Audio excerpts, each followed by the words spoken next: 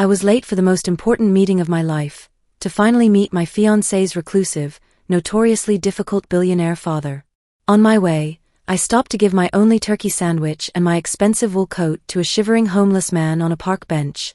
When I finally walked, flustered and late, into the grand dining room of the mansion, I froze. The same homeless man I had just helped was sitting at the head of the table. The invitation wasn't really an invitation at all, it was a command. It arrived through email from a prestigious law firm in Manhattan, its tone as cold and impersonal as a court summons. Mr. Harrison Blackwell requests the presence of his son, Mr. Nathan Blackwell, and his companion, Ms. Mabel Carter, for a formal dinner at his private estate in Greenwich, Connecticut. This was the meeting Nathan had been hoping for and dreading for the entire 3 years we'd been together. His father was a legend, a ghost story whispered about in Wall Street boardrooms. Harrison Blackwell had built a multi-billion-dollar empire from nothing, starting with a single hardware store in small-town Ohio. Then, 12 years ago, he'd vanished from public life completely, retreating into the seclusion of his sprawling Connecticut estate. He was, by all accounts, a brilliant, eccentric, and impossibly difficult man. He'd cut ties with his eldest son, Nathan's brother Christopher, for marrying a woman he deemed unsuitable, a kindergarten teacher from Nebraska. Now it was my turn to face judgment. The week leading up to the dinner was a masterclass in anxiety. Nathan, usually so confident and composed, became a nervous wreck. "Mabel, you don't understand," he'd say, pacing our Chicago apartment. "This isn't just meeting the parents. My father doesn't do normal. Everything with him is a test. Our entire future, our wedding, my place in the company, everything, depends on him approving of you." Nathan gave me a detailed list of rules to follow, a conversational minefield to navigate carefully. Don't mention your job at the homeless shelter, he thinks charity work is weakness disguised as virtue. Don't talk about your parents' background. Stick to safe topics, classical music, art history, economics. Wear that navy dress I bought you and the wool coat. He judges everything by appearances. His eyes grew wide with desperate fear as he delivered the final warning, and for God's sake, do not be late. He believes punctuality reveals character. Tardiness, to him, is a sign of a disordered mind. I spent the morning of the dinner feeling like I was preparing for a job interview rather than meeting family. I rehearsed safe conversation topics in the mirror, pressed the dress until it was perfect, and practiced my handshake. My stomach churned with nerves as I prepared for this ridiculous, arbitrary test of my worthiness. I decided to take the Metro-North train from Grand Central to Greenwich, an hour-long journey through Connecticut's wealthy suburbs. Nathan had driven up earlier to prepare the groundwork, leaving me to make the final approach alone. The plan was simple: take a taxi from the Greenwich station straight to the Blackwell estate. But as I stepped off the train into the crisp autumn air, the overwhelming pressure of the day hit me like a physical weight. I couldn't breathe properly. The station was only a mile from the estate, so I decided to walk, just to clear my head and feel solid ground beneath my feet before facing the most important test of my life. Little did I know that the real test had already begun the moment I stepped onto those tree-lined streets of Greenwich. The walk through Greenwich was like entering another world entirely. The streets were pristine and eerily quiet, lined with mansions so large they seemed more like small palaces. Each property was hidden behind towering hedges and ornate iron gates, creating an atmosphere of wealth so profound it felt almost suffocating. I felt like an intruder, a simple girl from a middle-class Chicago neighborhood, trespassing in this land of inherited privilege. My sensible black heels clicked against the perfect sidewalks as I checked my watch nervously. I still had 25 minutes. Plenty of time. It was on a small, beautifully manicured green space that bordered Maple Avenue that I saw him. He was sitting alone on a park bench, and he was the only thing in this entire perfect town that looked out of place. He was an elderly man, probably in his 70s, with clothes that had seen better decades. His jacket was thin and worn, his pants frayed at the edges. Deep lines etched his weathered face, the kind that come from a lifetime of hard work and harder choices. He was shivering in the October chill, his inadequate clothing no match for the Connecticut autumn breeze. He looked utterly, completely alone. My first instinct, conditioned by a week of Nathan's panicked instructions, was to walk past quickly. Don't get involved. Don't be late. Don't show up looking anything less than perfect. But then I caught sight of his face, the quiet, profound sadness in his eyes, and my grandmother's voice echoed in my memory from years ago, The true measure of your character, sweetheart, is how you treat someone who can do absolutely nothing for you. To hell with the test. I changed direction and approached the bench. Excuse me, sir, I said softly. Are you okay? He looked up at me with surprisingly clear, intelligent blue eyes. Just a bit cold, miss, he said, his voice a low, gravelly whisper. Seems I missed the lunch service at the community center downtown. I looked at the simple turkey and Swiss sandwich I'd packed for the train ride, whole wheat bread, nothing fancy, but it was all the food I had. Without hesitation, I pulled it from my purse. Here, I said, offering it to him. It's not much, but you're welcome to it. He stared at the sandwich, then at me, with an unreadable expression. Finally, he accepted it with a quiet nod. Thank you, miss. That's very kind of you. I watched him shiver again and felt something twist in my chest. On impulse, I unwrapped the expensive wool coat from around my shoulders, the one Nathan had specifically chosen for this meeting. You need this more than I do, I said gently, draping it over his thin frame. He looked down at the coat, then back up at me, those intelligent eyes seeming to see straight through to my soul. You're a very kind young woman, he said simply. I smiled, wished him well, and then, checking my watch, realized with a jolt of pure panic that I was now officially, irrevocably going to be late. I practically ran the final quarter mile to the Blackwell estate, my heart pounding with a mixture of exertion and terror. My sensible heels sank slightly into the soft, perfectly manicured grass that lined the private road. Every step reminded me that I was now 15 minutes late for the most important meeting of my life. The gates to the estate were even more intimidating up close, too.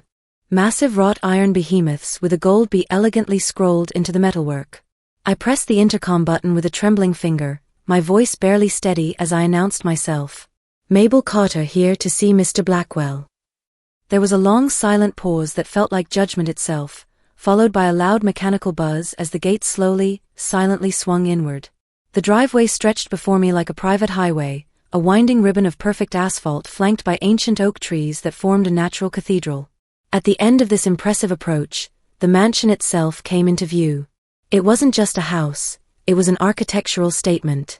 A sprawling 3-story stone masterpiece with wings that stretched out like a bird of prey, dozens of tall windows watching me like unblinking eyes. Waiting for me at the top of the grand stone steps, pacing beneath the imposing columned portico, was Nathan. He was not smiling. My fiancé looked like a caged animal, his phone clutched in one white-knuckled hand, his face pale with worry. The moment he spotted me hurrying up the steps, his expression hardened into pure, unfiltered fury. Mabel, where in God's name have you been? He hissed, rushing to meet me and grabbing my arm. You're 18 minutes late. 18. I told you how he feels about punctuality. This is a disaster, a complete and utter disaster. I'm so sorry, Nathan, I said breathlessly. I know, I'm so sorry. I was walking from the station and there was this elderly man on a park bench. He looked so cold and hungry, and I had to stop and help. Nathan stared at me as if I'd started speaking in ancient Greek. An old man, he repeated, his voice filled with horrified disbelief. A homeless man? You were late to meet my reclusive billionaire father, a meeting that will determine our entire future, because you stopped to chat with some vagrant. I didn't chat, I said, feeling a flicker of defiance cut through my anxiety. I gave him my lunch. He was hungry, Nathan. That's when his eyes fell on my bare shoulders. His face, already a mask of fury, seemed to contort even further. And where, he asked, his voice now dangerously quiet, is your coat? The wool coat I specifically bought for this meeting. I gave it away, I whispered. He was shivering. You gave it away, he said, his voice rising to a choked, incredulous squeak. A $600 coat. To a bum.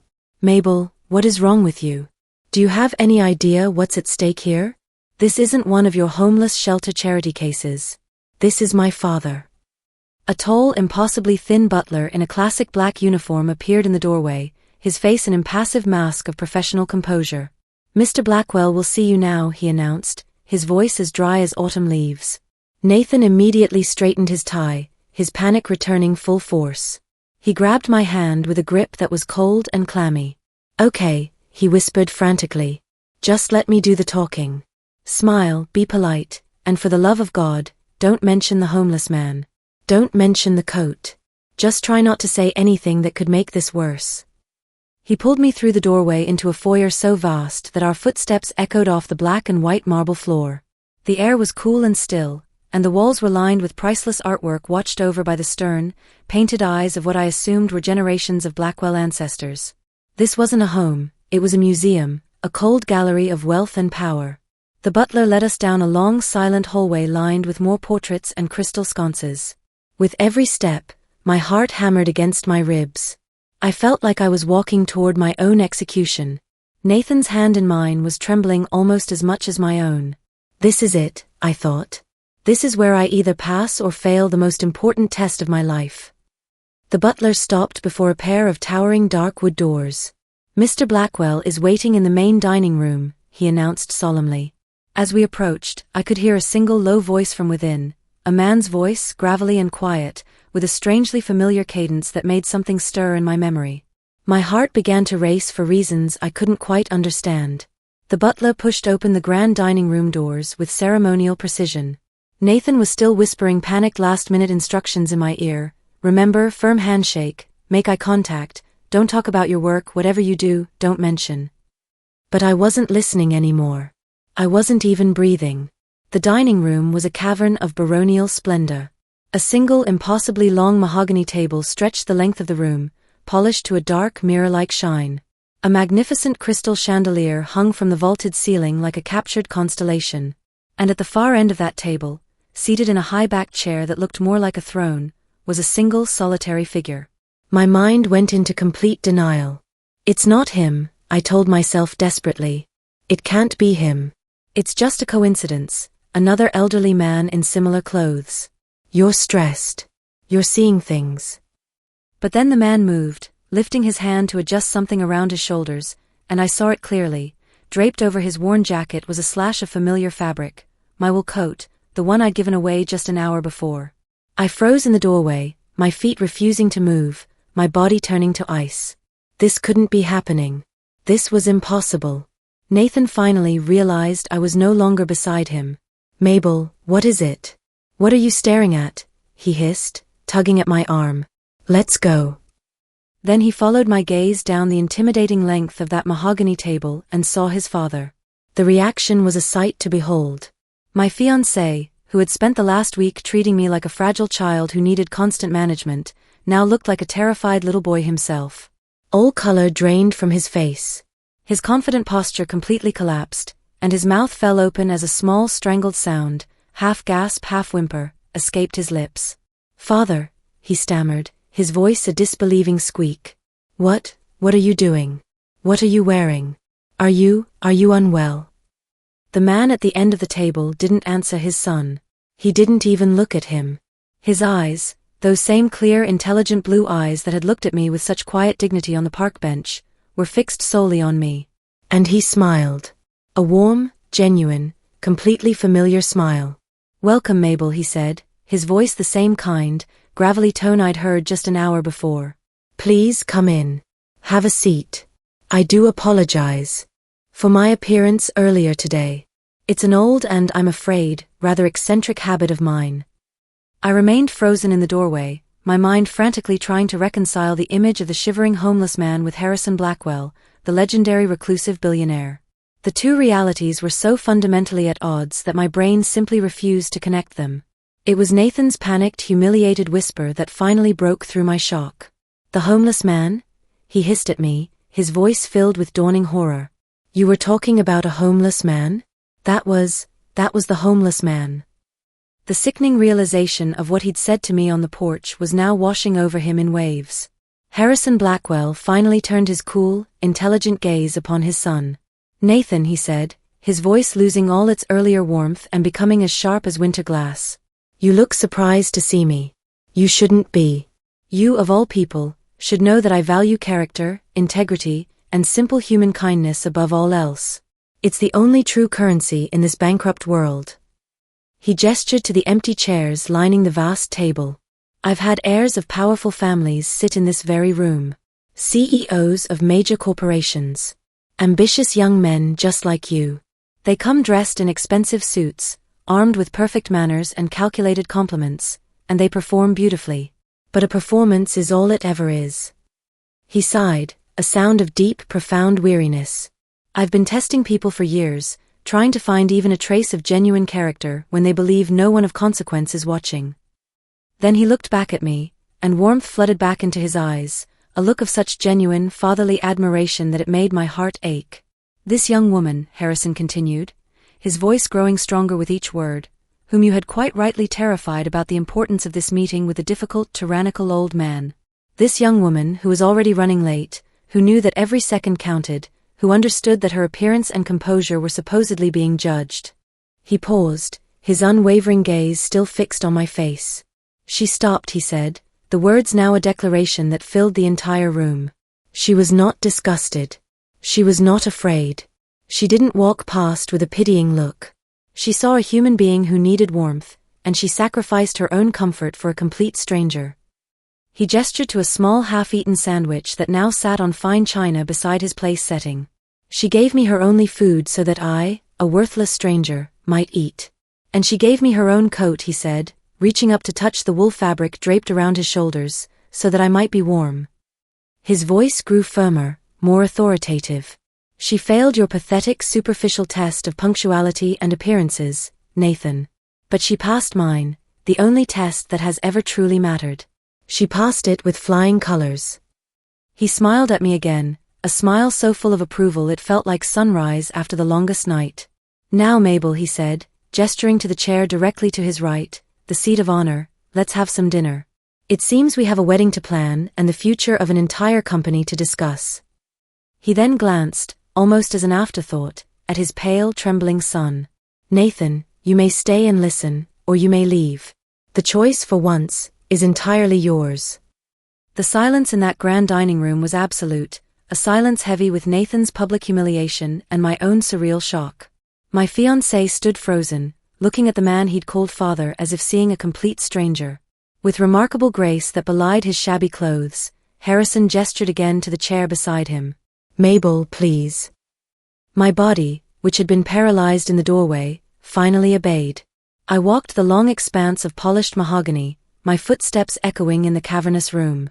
I felt like I was moving through a dream as I took my seat at the right hand of one of the most powerful men in America. Nathan, after a long agonizing moment, shuffled into the room like a disgraced prince in his father's court. He took a seat at the far end of the table, as distant from us as possible. The silent butler appeared as if summoned by some invisible signal, wheeling in a silver serving cart. He began serving what I now realized would be the most excruciatingly awkward dinner of Nathan's life. But the conversation, when it began, wasn't between father and son. It was between Harrison and me. Nathan remained a silent, miserable presence at the far end of the table while his father completely ignored him, focusing entirely on me. Harrison didn't ask about my finances, my education, or my family's social standing. Instead, he asked about me, the real me that Nathan had been so desperate to hide. He inquired about the book I was currently reading, a biography of Eleanor Roosevelt. He asked about my work at the downtown homeless shelter, the very job Nathan had begged me never to mention. I found my voice growing stronger with each question, telling him about the community garden we were building, about the job training programs I helped coordinate. Harrison listened with genuine, intelligent interest, asking sharp, insightful questions that showed he understood the complexities of social work. He asked about my childhood, and I told him the truth. My parents were a high school teacher and a nurse who'd raised me in a modest house filled with books, love, and very little money. They sound like good people, he said warmly. They raised a remarkable daughter. Between the main course and dessert, Harrison reached up and carefully unwrapped my wool coat from around his shoulders. He folded it neatly and handed it back to me. I believe this is yours, he said, his eyes twinkling. Thank you, it was a great comfort. The coat was still warm from his body heat. This quiet, profound dinner was more than just getting to know me. Harrison was showing his son, in the most clear and devastating way possible, everything Nathan had failed to see in me. He was demonstrating that the qualities Nathan had urged me to hide, my humble background, my compassionate nature, my unimpressive job, were precisely what he valued most in the world. When the meal finally ended, Harrison walked us to the door. He addressed Nathan directly for the first time that evening. You have a remarkable woman here, son, he said, his voice quiet but firm. Don't make the mistake of underestimating her or her values ever again. Your place in my company and in my life is secure tonight, not because of your own merit, but because of hers. Now go home and become the man she deserves. The drive back to our hotel was filled with heavy silence. Nathan gripped the steering wheel, his face a pale mask of shame. When we finally reached our room, he broke down completely, sitting on the edge of the bed and weeping with a shame so profound it was painful to witness. He apologized, not just for his behavior that day, but for our entire 3-year relationship. For his cowardice, his obsession with his father's approval, for trying to make me into someone I wasn't. It was the most honest, most vulnerable I'd ever seen him. Our wedding 6 months later was small, quiet, and beautiful, not at some exclusive country club, but in the sunlit garden of my parents' backyard in Chicago. Harrison was there, dressed in a perfectly tailored suit, but wearing my wool coat like a medal of honor. Standing there, saying my vows to a humbled and infinitely more deserving Nathan, I reflected on the nature of tests. I'd walked onto that estate terrified of failing a superficial test of appearances. I'd failed it spectacularly, and in doing so, passed the only test that truly mattered. True worth isn't measured by what you own or who you know. It's measured by the kindness you show to a stranger when you think no one is watching.